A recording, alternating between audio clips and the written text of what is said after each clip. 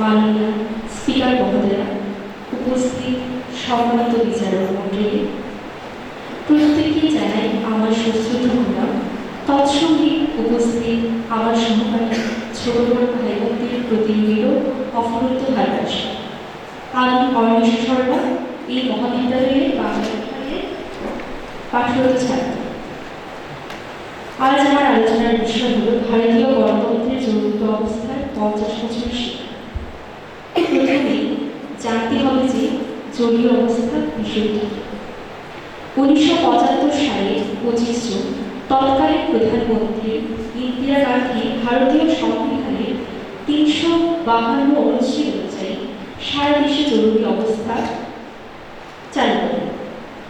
এর সময়কাল ছিল 21 মাস পর্যন্ত। এটি ভারতীয় গণতান্ত্রিক একটি ইতিহাসে গুরুত্বপূর্ণ এবং বিতর্কিত অধ্যায়। জরুরি অবস্থার এই সময়ে নাগরিকদের মৌলিক অধিকার স্থগিত রাখা হয়, সংবাদপত্রের সেন্সরশিপ আরোপ করা হয় এবং গণতান্ত্রিক প্রতিষ্ঠান বিভিন্নগুলিতে স্বাধীনতা সংকুচিত হয়ে পড়ে এবং বহু বিরোধী নেতাকে কারাবদ্ধ করে রাখা হয়।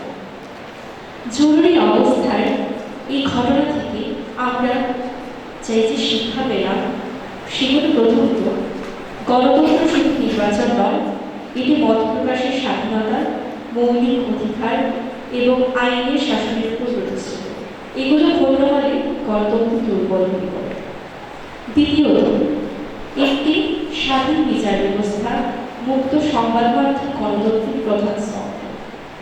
ক্ষমতার অপব্যবহার রোধ করতে এই প্রতিষ্ঠানগুলোকে শক্তিশালী এবং নিরপেক্ষ থাকতে হবে। তৃতীয়ত, জনগণ গণতন্ত্রের প্রধান শক্তি। 1977 সালে সাধারণ নির্বাচনে জনগণ তাদের ভোটের মাধ্যমে প্রমাণ করেন চূড়ান্ত ক্ষমতা জনগণের হাতেই থাকে।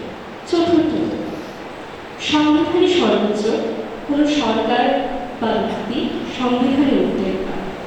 শেষ সুবাদে পরাধীনতার প্রাণী হচ্ছে মুক্তির ডাকে কবি রঙ্গলাল বন্দ্যোপাধ্যায়ের পত্নী উপাখ্যানে দেশে কবি বলেছে, স্বাধীনতাহীনতায় কে বাঁচিতে চায়, কে বাঁচিতে চায়।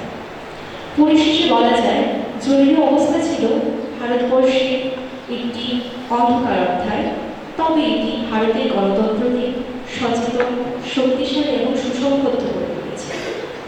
পরবর্তীকালে সংবিধানে এমন কিছু সংশোধন আনা হয় যাতে ভবিষ্যতে এই ধরনের পরিস্থিতি আর সৃষ্টি না হয়। তার জন্য ভারতের নাগরিক হিসেবে আমাদের দায়িত্ব হল মূল্যবোধের